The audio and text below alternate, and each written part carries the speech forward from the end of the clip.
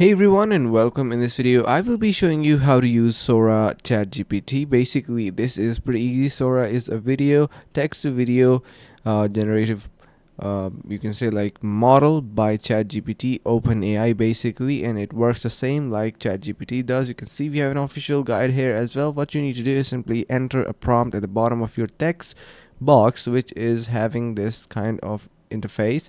Simply enter a prompt like, for example, we are going to be typing in here a wide terrain shot of family of woolly mammoths in an open desert. Once we do, we have this little arrow key that we need to press. So this is also ChatGPT like a structure here going on inside Sora that we can use.